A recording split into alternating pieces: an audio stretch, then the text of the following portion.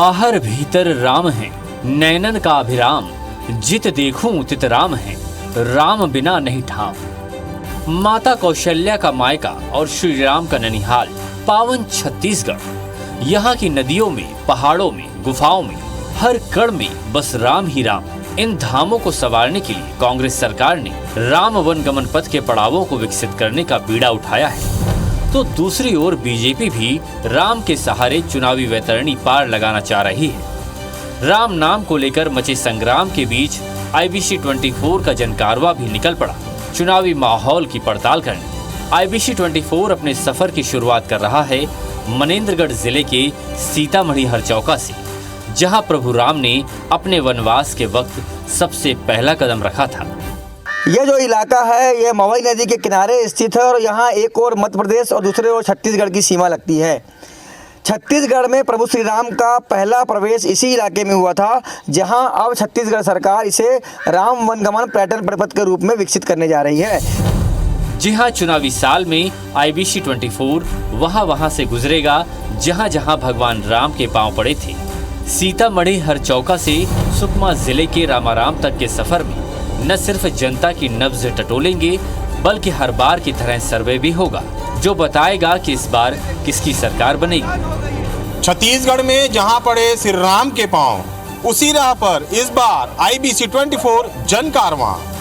कौशल्या नंदन राम देश की राजनीति में दशकों से अहम रहे, लेकिन अब प्रभु राम छत्तीसगढ़ की सियासत की दिशा तय करेंगे। यही वजह है कि बीजेपी और कांग्रेस दोनों में होड़ लगी है श्रेय लेने की। राम के इर्द गिर्द घूमती सियासत के बीच IBC 24 का जनकारवां राम वनगमन मार्ग की यात्रा करेगा और समझेगा कि क्या चाहते हैं लोग, कितने वादे पूरे हुए, कितने रह गए अधूरे।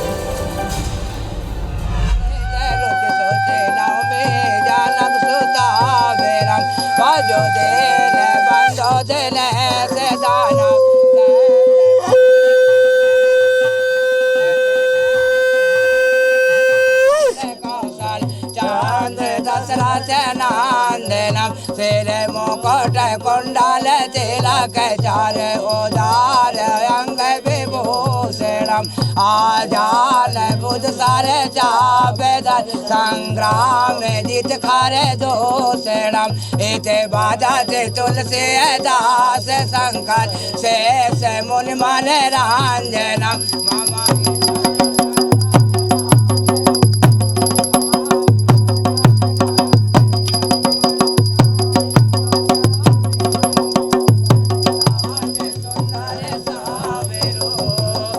नमस्कार, मैं हूं अभिषेक सोनी। IBC 24 की खास पेशकश जन कारवां में आपका स्वागत है।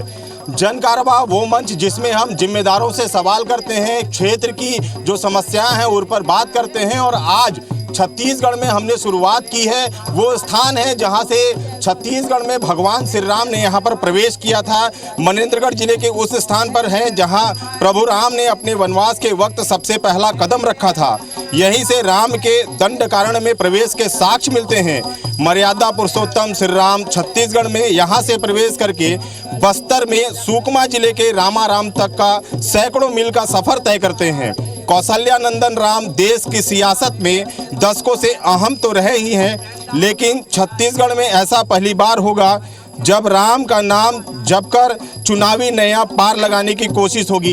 ये आप नदी जो देख रहे हैं वो मवई नदी है जो छत्तीसगढ़ की सीमा को तय करती है। आप दूसरी तरफ जो स्थान देख रहे हैं वो मध्य प्रदेश है और हम छत्तीसगढ़ के अंतिम छोर पर मौजूद हैं। हम बात करें तो यहाँ पर कौशल्या नंदन राम देश की सियासत में दशकों से अहम तो रहे ही हैं, लेकिन छत्तीसगढ़ में ऐसा पहली बार होगा जब राम का नाम जपकर चुनावी नया पार लगाने की कोशिश की जा रही है। और ऐसे में जो भाजपा है उसके जो चुनावी खेवनहार हैं वो राम तो हैं ही, लेकिन छत्तीसगढ़ में अब कांग्रेस ने भी अपनी पतवार राम को दे दी है। भाजपा अयोध्या में राम मंदिर का निर्माण कर विवाद न्यायिक फैसले से सुलझाकर करोड़ों लोगों की जो सदियों पुरानी आकांक्षा है उसका पूरा क्रेडिट ले चुकी है। लेकिन छत्तीसगढ़ सरकार ने भी राम वनगमन पथ पे काम करके एक तरह से जो राम का नाम लेकर चुनावी नैया पार करने की तैयारी कर ली है। ऐसे में पूरी जो सियासत है वो प्रभु श्री राम के आसपास घूमती नजर आ रही है। यही कारण है कि IBC 24 ने भी अपनी जन कारवां की शुरुआत राम वनगमन क्षेत्र में शुरू की है। हरचौका ये स्थान है जहां पर पहली बार कोई लाइव डिबेट, चुनावी डिबेट यहां पर हो रहा है। तमाम जो जनप्रतिनिधि हैं वो हमारे साथ मौजूद हैं और जो जन कारवां की टीम है वो लगातार जो मंच है वो सजा हुआ है। आप देख सकते हैं कि जो तमाम जो पक्ष विपक्ष के लोग हैं वो यहाँ पर मौजूद हैं, आम जनता भी हमारे साथ है। ऐसे में हम पूरी नब्ज टटोलेंगे कि जो वादे किए गए थे जनता से वो कितने पूरे हुए, आखिर जो संभावनाएं थी उस पर कितना जो जनप्रतिनिधि हैं वो खरे उतरे। ऐसे में हम तमाम लोगों से बातचीत करेंगे, लेकिन IBC 24 लगातार एक जो समाज को लोग शपथ को लेकर जो लोकतंत्र को मजबूत करने के लिए जो शपथ दिलाया जाता है, तो मेरा अनुरोध है कि आप अपने अपने स्थान पर खड़े हो जाएं। हम लोकतंत्र को मजबूत करने के लिए एक शपथ लेंगे और शपथ को आप सब मेरे साथ दोहराएंगे। हम भारत के लोग ये शपथ लेते हैं कि हम जाति, धर्म, संप्रदाय से ऊपर उठकर योग्य उम्मीदवार का चयन करेंगे और लोकतंत्र को मजबूत करने में अपने वोटों की आहुति देंगे। बहुत बहुत धन्यवाद। सब अपना स्थान ग्रहण कर लें। अब शुरू करते हैं जन कारवां की शुरुआत, क्योंकि जन कारवां वो मंच है जिसमें हम आम लोगों की बात करते हैं, उन जिम्मेदारों से सवाल करते हैं कि जो जिम्मेदारी आपको दी गई थी उसको आपने कितना पूरा किया। तो सबसे पहले बात जो क्षेत्रीय विधायक गुलाब सिंह कमरो जी हैं उनके पास चलते हैं कि आखिर जो जिम्मेदारी लोगों ने उन्हें सौंपी थी उसे वो पूरा कर पाने में कितना सफल हुए, कितना सफल मानते हैं आपकी जो जिम्मेदारी आपको दी गई थी उस पर कितने खरे उतरे? सबसे पहले तो मैं इस हरचौका के पावन धरती पर IBC परिवार को, अभिषेक जी को, सतीश और पूरी टीम को सबसे पहले मैं बधाई देता हूं कि इस जगह को आपने भगवान श्री रामचंद्र के स्थान को आपने चुना, उसके लिए मैं आपका आभार व्यक्त करता हूं। पूरे हमारे जो यहाँ पर जनप्रतिनिधि आए हैं उनका मैं स्वागत करता हूँ।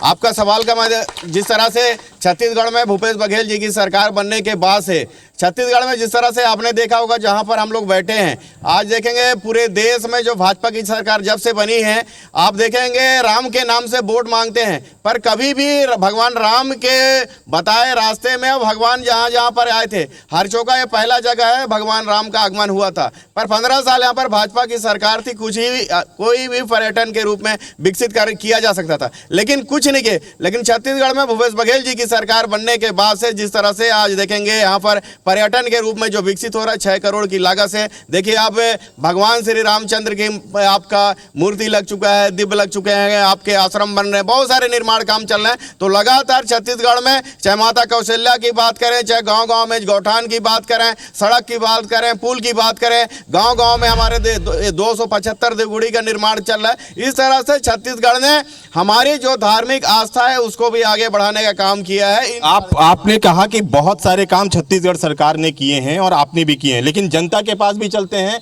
उनसे जानने की कोशिश करते हैं कि क्या सचमुच काम हुए या फिर अभी भी लोग ऐसे हैं जो उम्मीद लगाए रखे हैं कि इस क्षेत्र में विकास की बयार उतनी नहीं पहुंची है। जो विधायक जी की बात सुनी आपने, कितना इत्तेफाक रखते हैं आप लोग? बताइए जी। क्या जो विधायक जी ने बोला कि विकास के काम हुए हैं, क्या सचमुच काम हुए हैं कि अभी भी परेशानी है? अभी भी परेशानी है, रोड का भी काफ़ी समस्या है क्षेत्र में। उधर देखिए, मेन रोड किनारे भर रोड चमकता है और दूरस्थ जो वनांचल जंगल क्षेत्र गांव हैं आज भी अभी वहां तक रोड नहीं पहुंचा है। और शिक्षा के स्तर में भी अभी काफ़ी कमी है। आज तक स्कूलों में देखा जाए तो गुरुजी की कमी है, पंचायतों में सचिव की कमी है, ग्राम पंचायतों में और रोजगार सहायक सचिव की कमी है, स्कूलों में शिक्षक की कमी है, हॉस्पिटल में डॉक्टर की कमी है। एक माह में 3 मरीज हार्ट अटैक से मर जाते हैं। और यहाँ ब्लड बैंक की कमी है। अगर एक्सीडेंट होता है तो चाहे आप शहडोल जाओ, चाहे मनेंद्रगढ़ जाओ, चाहे सीधी जिला जाओ, 100 मीटर से अधिक दूरी तय करके जाना पड़ता है। विधायक जी बोल रहे हैं कि सब काम हो चुके हैं, अभी काफ़ी काम अधूरा है और ये काफ़ी कमी है। विधायक जी आपने सुना कि जिस तरह से कमी है, चाहे स्वास्थ्य की बात करें, शिक्षा की बात करें, इसका जवाब मैं आपसे लूंगा। कुछ और लोगों से बातचीत कर लें। इस क्षेत्र की किस तरह से समस्याएं रही हैं, क्या चाहते हैं आप लोग? इधर पूछे, बताइए। ये और लोगों से बातचीत करने की कोशिश करते हैं। बताइए किस तरह की समस्या रही है, क्या चाहते हैं आप लोग? बताइए बताइए। ये सबसे बड़ी मुद्दा तो रेत उत्खनन का है और ये पर्यटक स्थल के नाम से जाना जाता है, जो कि मतलब वर्तमान सरकार के द्वारा बहुत बड़ा विस्तार किया जा रहा है और यहाँ वर्तमान सरकार या विधायक जी के द्वारा उत्खनन भी कराया जा रहा है। सबसे बड़ी मुद्दा तो ये है। मुद्दे की बात ये है कि हमारे यहाँ की जलकत सतह पूरा नीचे चला गया, हमारे कुएं में पानी नहीं है, बहुत सारे कुएं सूख गए हैं और इतना गड्ढा कर दे रहे हैं कि मवेशी पब्लिक सबको आने जाने में बहुत बड़ा दिक्कत हो रहा है। तो पहले सभी लोगों को दिक्कत हो रही है। विधायक जी, आपके राज्य में जो अवैध उत्खनन का जो मुद्दा पूरे प्रदेश में गरमाया रहता है, उसको लेकर भी लोग बात कर रहे हैं, क्या कुछ कह रही थी आप? आप कुछ नहीं कह साहब, हमार हर जन पार्टी पानी गिरा थे तो इतनी कीचड़ नहीं रेंग सकीता हन, पानी बिन मर रहे हैं, सब तरह बास आ रहे हैं। हमार छत्तीसगढ़ में बासे नहीं आवे, पानी बिन मर रहे हैं। हाँ, सड़क ने दे सब सड़क हमारे इतनी कीचड़। तो विधायक जी बैठे हैं, विधायक जी को क्या कहना चाहेंगे आप? आप क्या कहें, सुना थी ना अपना। विधायक जी अपनी बात उन्होंने सुना रही है कि जो सड़कें हैं वो नहीं है, आवास की समस्या है। कुछ और लोग हमारे साथ मौजूद हैं। बताइए कि युवाओं के लिए क्या क्या काम हुआ, कितना विकास इस क्षेत्र में देखते हैं? कुछ और लोगों से बात करते हैं। ये बताइए कितना विकास हुआ है? नहीं बताइए, जी बताइए, आप कुछ कह रहे थे। जी, निश्चित रूप से विकास एक सतत प्रक्रिया है और पिछले 15 सालों में भाजपा सरकार में अगर जैसा कह रहे हैं और बिजली तक नहीं आई थी तो उनकी बड़ी विफलता थी। आज यहाँ पर देखिए बिजली लोग अपने घर पे चला रहे हैं, आने जाने के रोड सुगम हुए हैं। जो मध्य प्रदेश लोग जाते थे पहले किस तरह के रोड में जाते थे और अब कैसे रोड में जा रहे हैं, ये भी एक सोचने का एक बात है।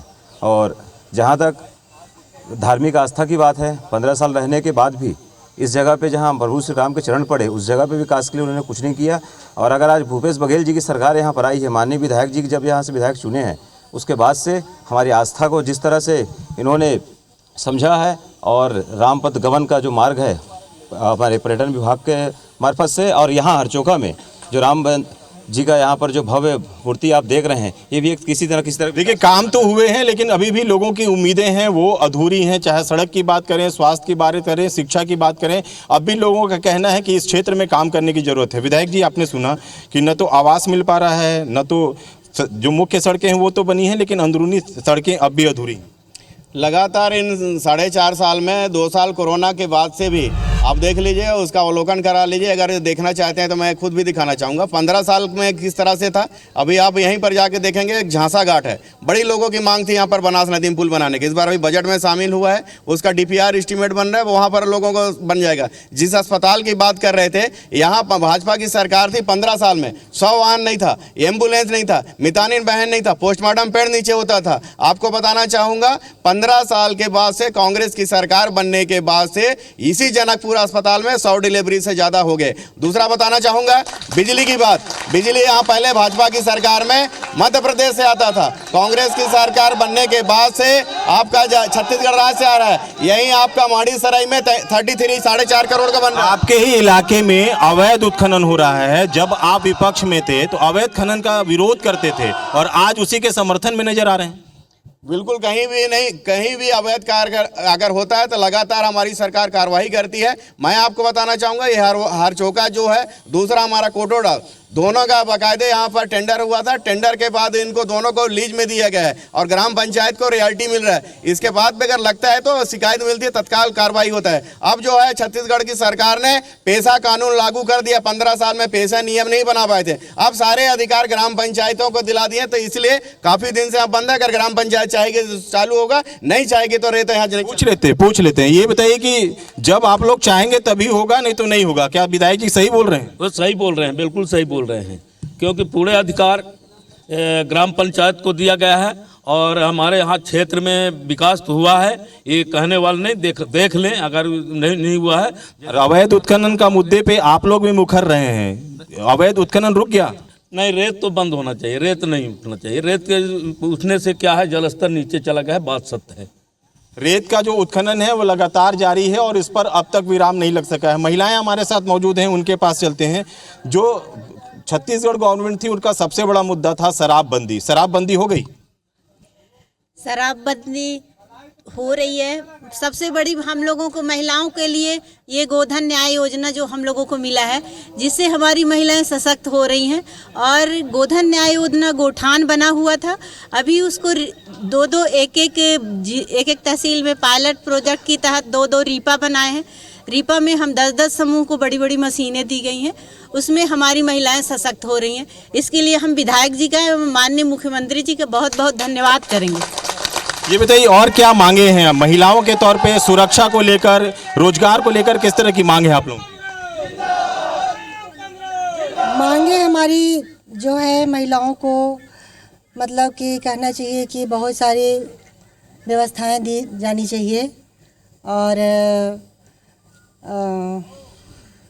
रोजगार को लेकर क्या चाहती हैं आप लोग? सुरक्षा को लेकर क्या चाहती हैं? शराबबंदी एक बड़ा मुद्दा था, उसको लेकर क्या? बंदी तो अभी नहीं ख़त्म हुआ है, उसके लिए हम अनुरोध करेंगे विधायक जी से कि शराब पे रोक लगाया जाए और जितने सारे शराबियों हैं जो मतलब उद्दंडता कर रहे हैं उनको अंदर कर दिया जाए। उद्दंडता करने वालों को अंदर करना है विधायक जी, इस तरह की मांग जो महिलाओं की तरफ से उठ रही है। और लोगों से बातचीत करते हैं। ये बताइए कि रोजगार को लेकर बात की जाती है, काफ़ी दूरस्थ क्षेत्र है, रोजगार की आवश्यकता महसूस हो रही है इस एरिया में?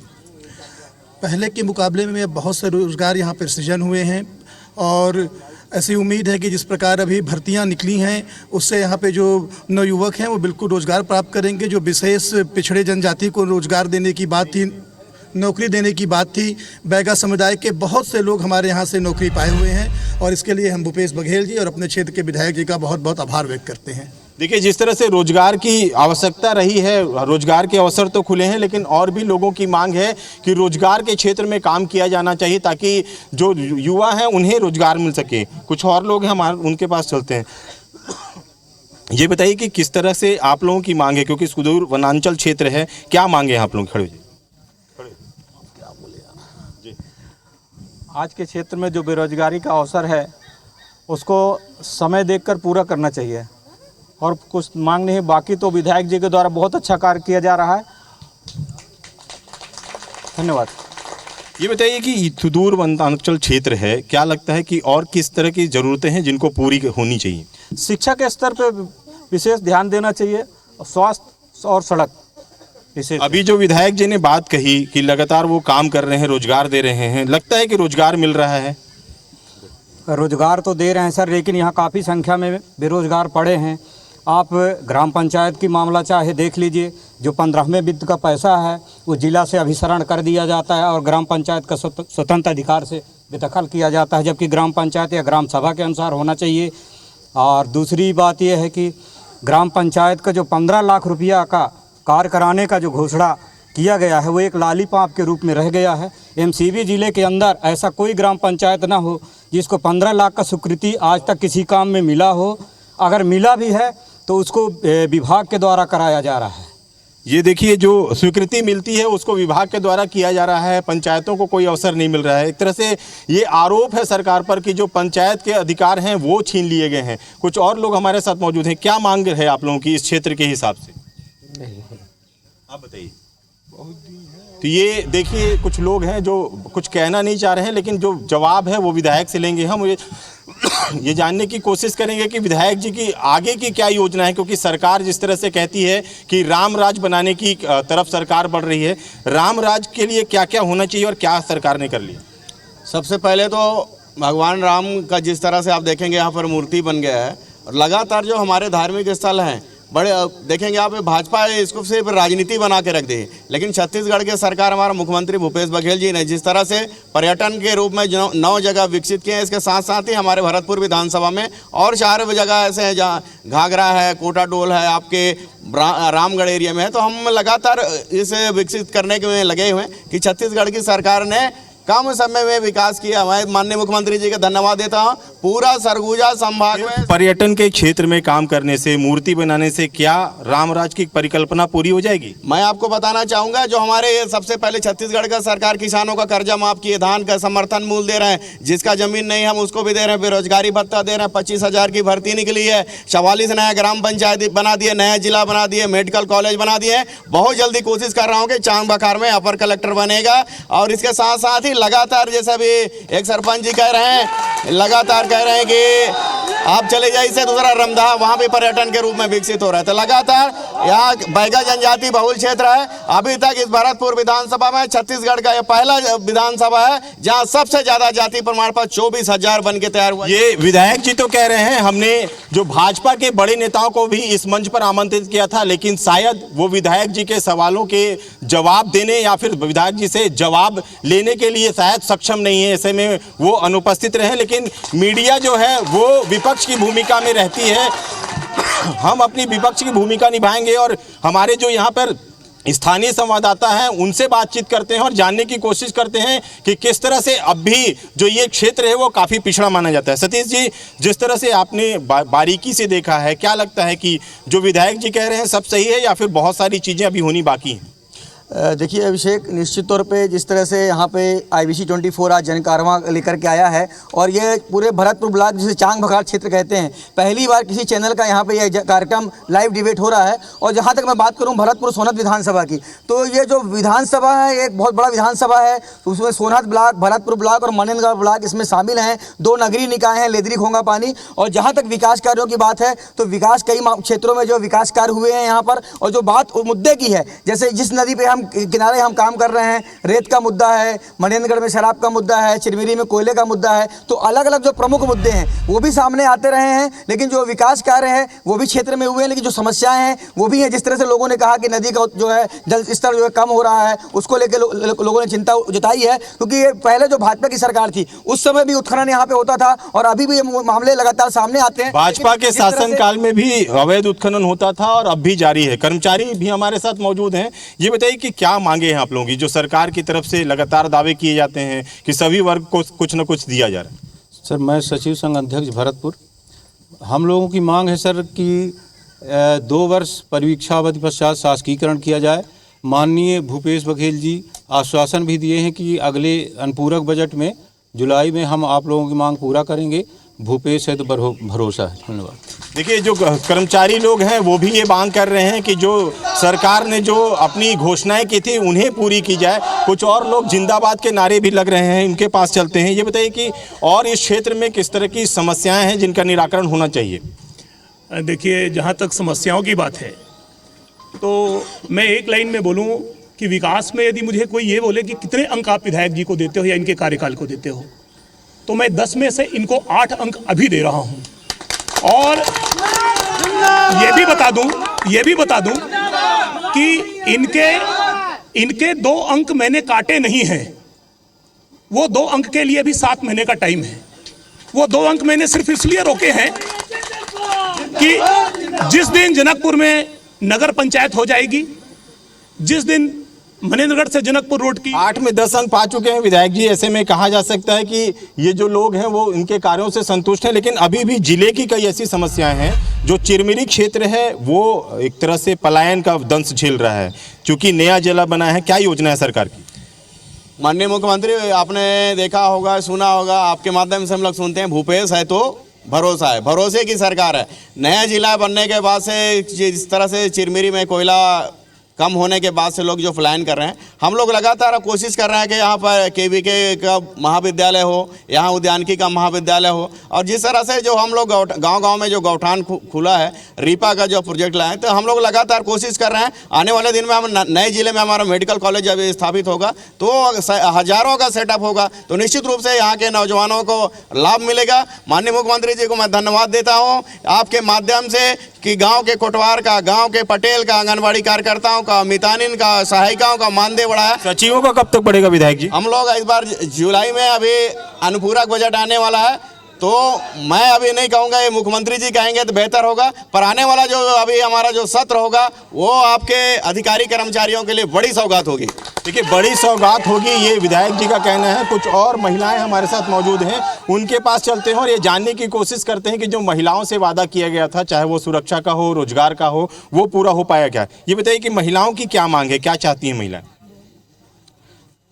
बताइए। मैं ना बोल पाऊंगी। आप कुछ कहना चाह रही हैं? देखिए महिलाएं कुछ कहना चाह रही हैं, उनके पास चलते हैं। बताइए क्या समस्या है आप लोगों की? अब यह समस्या है साहब कि हमारे गांव माहिन ने पानी बिन तकलीफ है, नदी माहिन गोरुआ रकरा जाथिन, गढ़ा हो गया है, गिर के मर जाथिन, नया पाला जा सका, नया पाला जा सके। पानी बिन कुआं का पानी अटा गए है, और आवास सब गांव में आवास आए है, हर चौका में आवास नहीं आया ही से। हम घर बिन मारी थी, छाया बिन मारी थे, आवास नहीं था। आवास नहीं है, न तो पानी की यहाँ पर बड़ी समस्या महिलाओं के द्वारा कही जा रही है कि जो भू जल स्तर है वो नीचे जा रहा है। इसको लेकर किस तरह के प्रयास हुए हैं, क्या कहना है लोगों का, ये बताइए कि इस क्षेत्र में काफ़ी समस्या है जल की, इस ओर कोई प्रयास हुआ क्या? जी निरंतर जो है यहाँ पर प्रयास है, हमारे माननीय विधायक जी जब से विधायक बने हुए हैं, निरंतर चाहे वो किसी भी क्षेत्र। महिलाओं की बात आपने सुनी जी, तो फिर यहाँ पर पानी का भी व्यवस्था बनाया जा रहा है निरंतर। अभी क्या है, 15 साल बीजेपी का सरकार था जहाँ कुछ हुआ नहीं, अभी इनको मौका मिला है, जिसमें से कोरोना काल था, 2.5 साल काम किए। नल जल योजना जो है अभी विकसित हो रहा है, हर जगह काम चल रहा है, सबको घर घर पानी मिलेगा। और माननीय विधायक जी और हमारे माननीय मुख्यमंत्री जी हर क्षेत्र में काम कर रहे हैं, चाहे शिक्षा का हो, स्वास्थ्य का हो, चाहे विकास कार्य, रोड, सड़क, पुल, पुलिया, हर क्षेत्र में काम हो रहा है। देखिए यहाँ पर जो विधायक समर्थक हैं उनके द्वारा ये कहा जा रहा है कि विधायक जी के द्वारा काम किया जा रहा है, लेकिन जो मीडिया है वो सवाल जरूर पूछेगी। ये बताइए जो सड़क को लेकर मुआवजे का वादा था वो पूरा नहीं हो पाया, मुख्यमंत्री जी ने खुद घोषणा की। मुख्यमंत्री जी जब भेंट मुलाकात में आए थे तो उन्होंने घोषणा करने के बाद से उसको बजट में शामिल किए हैं, वित्त विभाग में है। इसी महीने में, ज़्यादा नहीं, इसी महीने में आपका वित्त विभाग से आपका मुआवजा स्वीकृत हो जा रहा है। बहुत जल्दी किसानों को लाभ मिलेगा, 3 करोड़ से ज़्यादा की लागत है। इतना ही नहीं, आपका रामगढ़ से आपका कोटाडोल 49 करोड़ का सड़क बनने जा रहा है। आपके कोटाडोल तहसील हो गया, कुंवारपुर उप तहसील हो गया, केल्हारी तहसील हो गया, नागपुर उप तहसील हो गया, पेंड्री उप तहसील हो गया। पूरा धान खरीदी जो जितना केंद्र थे यहाँ पर कोई मांग नहीं है, दाइंड हो गया। इस प्रकार का हमारी छत्तीसगढ़ की सरकार। तो महिलाएं मांग कर रही हैं कि पानी की समस्या है विधायक जी। पानी के लिए लगातार हमारी छत्तीसगढ़ की सरकार जल जीवन मिशन योजना के तहत इस भरतपुर विधानसभा के साथ साथ पूरे विधानसभा और जिले में 200 करोड़ का काम चल रहा है। अभी समूह का 100 करोड़ का टेंडर निकला हुआ है। कुछ अन्य जगह का काम पूरा हो गया, अभी करीब लगभग 15 से 20 गाँव को पानी मिलना शुरू हो गया। अभी काम प्रोसेस में है। जिन जगह में जहाँ जैसे वनांचल क्षेत्र है, बहुत सारा ऐसा पहाड़ी एरिया है जहाँ पर विद्युत नहीं था, मैं मुख्यमंत्री जी को धन्यवाद देता हूँ। भूपेश है तो भरोसा है। 32 गाँव देश के आज़ादी के बाद, चाहे वो बड़गांव का इलाका हो, चाहे मुरकिल कंवरजी का हो, मन्नौड़ का हो, चाहे आपके हमारे सोनात एरिया का, 32 गांव में 20 करोड़ की लागत से बिजली लग रहा है। ये है भूपेश है तो भरोसा। देखिए विधायक जी का कहना है कि लगातार काम हो रहे हैं। कुछ व्यापारी वर्ग के लोग भी हैं, बताइए व्यापारियों को क्या जरूरत है, क्या होना चाहिए, क्योंकि नया जिला बना है, काफी दूरस्थ क्षेत्र है। व्यापारियों के लिए तो बहुत जरूरी है। जब से मध्य प्रदेश MCB जिला बना है, मननगढ़, चिरमिरी, भरतपुर, तो हम लोग की मांग तो यह है कि मननगढ़ में जैसे जिला बन गया, जिला अस्पताल भी बनने जा रहा है। अब भरतपुर की बारी है, तो हम भरतपुर से यही कहेंगे, यहाँ अगर जिला परिवहन कार्यालय अगर यहाँ बन जाता है और जो सामुदायिक स्वास्थ्य केंद्र जनकपुर है वहाँ जिला अस्पताल का सेटअप अगर हो जाए, तो जो यहाँ से जनकपुर से मननगढ़ की दूरी 110 किलोमीटर है, तो यहाँ जो ग्रामीण अंचल को जो कुछ सर्जरी की दिक्कतें आती हैं तो वो भी सर्जरी की दिक्कतें ख़त्म हो जाएंगी। तो मेरी मांग है माननीय विधायक जी से, आइए जन कारवां के माध्यम से आपका रायपुर में जो चैनल चल रहा है, CM भूपेश बघेल जी भी अगर इसकी बात, हमारी बात सुने, इस पर विचार करके इसको 4 से 5 माह के अगर अंदर कर दिया जाए, तो इतना तेजी जो विकास माननीय विधायक जी के द्वारा किया जा रहा है, उस विकास में भी अगर शामिल हो जाएगा तो ये मान के चलिए कि आने वाला जो समय है, ये ऐसा समय आएगा कि जो हम सब यहाँ बैठे हैं, ऐसा आईना हम लोग देखेंगे कि लगेगा कि कुछ हो रहा है, कुछ हो रहा है। ये बताइए युवाओं के लिए क्या मांग है आप लोगों की, युवाओं के लिए क्या होना चाहिए, क्योंकि रोजगार बड़ी समस्या है। रोजगार के लिए माननीय हमारे CM भूपेश बघेल जी के द्वारा रीपा प्रोजेक्ट ला दिया गया है, गांव-गांव में गौठान बना दिया गया है। हमारी पहली बार गोबर खरीदेंगे युवा, युवा गोबर नहीं खरीदेंगे, लेकिन जो रीपा प्रोजेक्ट है उसमें आप जूता चप्पल बनाइए, आप वहाँ पे मशरूम बनाइए, आप उद्योग की तरह वहाँ पे काम करिए। जो उद्योग का सपना हम भिलाई में देखा करते थे उसे हमारे सीएम ने गांव में लाकर हमें दे दिया है। ये हमारे सीएम भूपेश बघेल जी इस क्षेत्र के लिए काम कर रहे हैं और साथ ही युवाओं के लिए गाँव-गाँव में राजू युवा मितान का गठन कर युवाओं को एक नया सीढ़ी, एक प्लेटफॉर्म दे दिया है माननीय भूपेश बघेल जी ने कि आपको 25,000 रुपया हर 3 महीने में आपके खाते में आएगा। आपको बाहर हाथ फैलाने की जरूरत नहीं है। आप खेल के क्षेत्र में आगे बढ़िए, संस्कृति क्षेत्र में आगे बढ़िए। ये 15 साल बाद पहली बार युवाओं को, गांव के युवाओं को कोई किसी ने पूछा है तो वो कांग्रेस की सरकार ने पूछा है, गुलाब कमरो जी की सरकार ने पूछा है। विधायक जी, जिस तरह से युवा कह रहे हैं कि रोजगार उन्हें मिल पा रहा है, लेकिन अभी आपने सुना कि जो परिवहन कार्यालय की मांग है, इस तरह की समस्याओं को लेकर क्या योजना है आपकी? अभी ये सोचने कोई मंच नहीं है कि बोलना है, लेकिन आपने देखा होगा कोई सपने में भी नहीं सोचा था कि मनेंद्रगढ़ हमारा एमसीबी नया जिला बनेगा। कोई सपने में भी नहीं सोचा था कि मेडिकल कॉलेज बनेगा। कोई सोचा भी नहीं था कि 44 ग्राम पंचायत। इसलिए बोलने का मंच नहीं है, लेकिन मुझे पता है किस क्षेत्र को क्या जरूरत है। आपको बताना चाहूँगा, देखिए पूर्व जो विधायक थी फेस नहीं कर पा रहे, बड़ा चिंता की बात। हम लोग भी जाते हैं, जहाँ भी बुलाते हैं, अगर खबर लगता है तो हम जाते हैं, पक्ष विपक्ष सब रहता है, लेकिन आज जवाब देने क्यों फेस नहीं कर पा रही? फेस इसलिए नहीं कर पा रही है, नागपुर क्षेत्र की वो विधायक थी। नागपुर में धान खरीदी केंद्र नहीं था, हमने कराया। आपके वहाँ उप तहसील नहीं था, हमने कराया। वहाँ कॉलेज नहीं था, हमने कराया। जल जीवन मिशन योजना हमने कराया। गांव-गांव की सड़कें बन रही है। इस 2.5 साल में काम जो हमने किया, 4.5 साल की सरकार ने 1300 करोड़ का काम किए हैं। इसलिए भगवान श्री रामचंद्र की जय। नया जिला बना है, नए जिले में आप विधायक हैं, और इसके बाद किस तरह की समस्याएं नजर आती हैं आपको कि इस क्षेत्र में काम करने की जरूरत है? अभी नया जिला बनने के बाद से डीडीओ हमारे पास नहीं था, 2 महीना बिना डीडीओ काम किए। अब डीडीओ पावर हमारे पास आ गया है। आपका डीएमएफ का फंड पूरा हमारा आ गया, पूरी कार्य योजना हमारा तैयार है। अभी आने वाले दिनों में हम कोशिश कर रहे हैं कि जनकपुर से मनेंद्रगढ़ की दूरी कैसे कम कराया जाए। 2 लाइन का निर्माण होगा, ये हमारा पूरा ध्यान है। दूसरा रोड हमारा बड़गांव कला से ढिवली का बचा है, वो 2 सड़क बचे हैं। बाकी छोटे छोटे बहुत सारे अभी सड़क हैं। कोटा टोल के पास 11 करोड़ का पुल बन रहा है। आपके जितने भी रमदा यहाँ फाइल आप जाके देख लीजिए, पहचान में नहीं आएगा। ऐसे जगह जगह सिद्ध बाबा चले जाइए, पहचान में नहीं है। भगवान राम जी को प्रणाम करते हैं। कि भजन है 2 लाइन का, जरा देर ठहरो राम, तमन्ना यही है, अभी हमने जी भर के देखा नहीं है। विधायक जी ने जो दोहा पढ़ के अपनी बात कह दी, ये बताइए कि नए जिले से क्या अपेक्षा है आप लोगों की? बिल्कुल नया अपेक्षा जिला बनने से हम सरकार को धन्यवाद देने के साथ, जो यहाँ पे अभी सरकार तुम्हारे द्वार का जो एक सपना सीएम जी ने देखा है, आज लगभग प्रशासनिक अधिकारी गांव की तरफ पहुँच रहे हैं। तो लोगों को जो दिक्कत होती थी, आने जाने में आर्थिक नुकसान होता था, समय की बर्बादी होती थी, उससे दूर हुआ है। नंबर 2, आज जिला बनने के बाद कई उप तहसील यहाँ पे बन गए हैं। उप तहसील बनने से निश्चित रूप से आसपास के वहाँ के युवाओं को रोजगार भी मिलेगा और एक स्थायित्व आएगी उस जगह की। जो लोग पलायन कर रहे थे रोजगार के लिए, आज ऐसे ऐसे जो भी कार्यालय खोल रहे हैं, उससे एक स्थायित्व मिलेगी और रोजगार भी मिलेगा। देखिए, रोजगार तो मिलेगा विधायक जी, लेकिन एक तरफ से बात उठती रहती है कि आप भूमि पूजन करते हैं, लेकिन वो अब तक मूर्त रूप नहीं दिखता है। देखिए, भाजपा वालों के पास कोई मुद्दा नहीं है, इसलिए इस प्रकार का आरोप लगाते हैं। भूमि पूजन मैं किया हूं, आपके पीछे देखिए रामचंद्र जी दिख रहे हैं कि नहीं? भूमि पूजन किया हूं, पीछे बिल्डिंग दिख रहे हैं कि नहीं? आप केल्हारी में चले जाइए, तहसील आपके भरतपुर में अधिकृत एसडीएम कार्यालय नहीं था, हमारे सरकार में बना है। आप चल लीजिए, मेरे साथ देख लीजिए। अगर मैं भूमि पूजन किया होगा, नहीं बना होगा, तो इस मंच से मैं बोल रहा हूँ इस्तीफा दे दूंगा। तो देखिए, भाजपा के लोग अगर यहाँ होते तो वो शायद अब जो विधायक हैं उनसे इस्तीफा मांग भी सकते थे, लेकिन हमने पूरे भाजपा की टीम को यहाँ आमंत्रित किया था, लेकिन शायद वो जो जन कारवां का जो डिबेट है उसको फेस नहीं करना चाहते, और यही कारण है कि उन्होंने इस कार्यक्रम से दूरी बना ली। लेकिन जनता हमारे बीच मौजूद है, जनता ही ये तय करती है कि विधायक ने कितना काम किया, क्षेत्र में कितना विकास हुआ। जनता के पास चलते हैं और ये जानने की कोशिश करते हैं। ये बताइए कि जो विधायक जी कह रहे हैं कि तमाम काम पूरे हो गए, अब कोई काम नहीं बचा है। काम तो पूरा हुआ है, लेकिन कोटा डोल जो मुआवजा का है सबसे बड़ा मुद्दा है, काफ़ी दिनों का पेंडिंग है, बीजेपी के ज़माने का है। आज भी जो है अभी वो पेंडिंग पड़ा हुआ है। और नगर पंचायत की घोषणा की गई, लेकिन नगर पंचायत में अभी भी कोई भी पैरवी नहीं की जा रही है, जिससे आज भी नगर पंचायत का काम वैसे को वैसे पड़ा हुआ है। और ये बाईपास जो रोड बन रही है उसमें भी क्या है, जगह के संकेत है और वो संकेत को हटाया नहीं जा रहा है, जिससे कि क्या है बहुत दिक्कत जाती रही है। तो ये अभी जो क्षेत्र के लिए विधायक जी कह रहे हैं कि सारे काम पूरे हो गए, अब कुछ काम नहीं बचा है। काम तो हुआ है, काम दिखता है, सामने दिखता है। कोई काम बचा नहीं? नहीं, काम कुछ बचा हुआ जो वो भी होते जा रहा है। तो विधायक जी, जो मुआवजे की बात है वो लगातार लोग कह रहे हैं, उनका कहना है कि सड़कों को लेकर जो समस्या है। जी, आप कुछ कह रहे थे?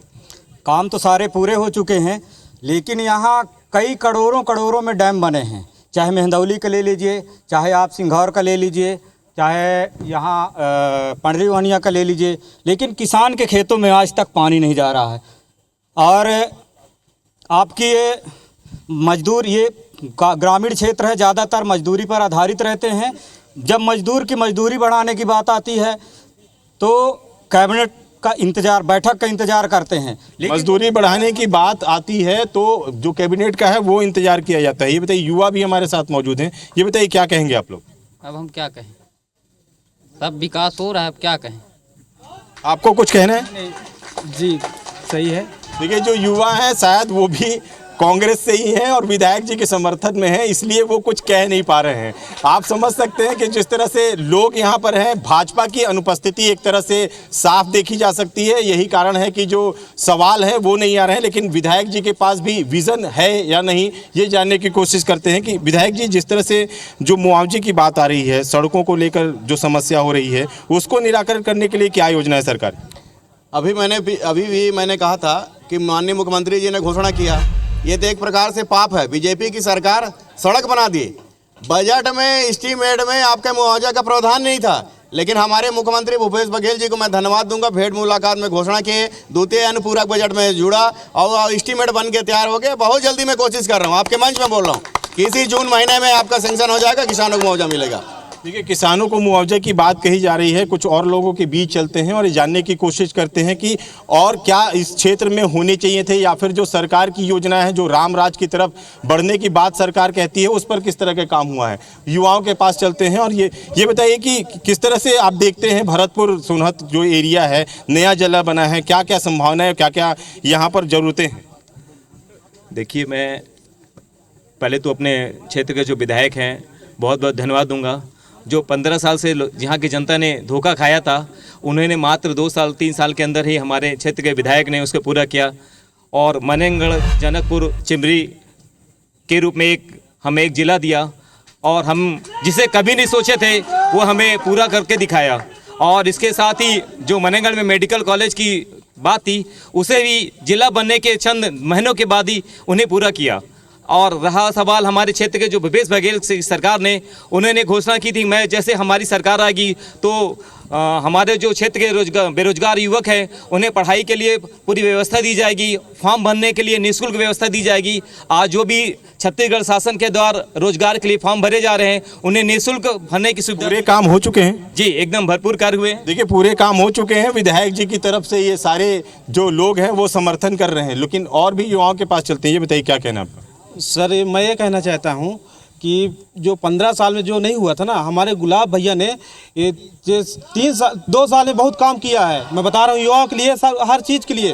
15 साल गिना लीजिए और 2 साल हमारा कोरोना काल में, मतलब कोरोना काल में कट गया। बाकी इसके बराबर चंपा देवी ने कुछ नहीं किया, ना हमारे क्षेत्र के फूलचंद जी यहाँ के विधायक थे। हमारे विधायक इसके क्षेत्र के लिए क्या किए बता दीजिए।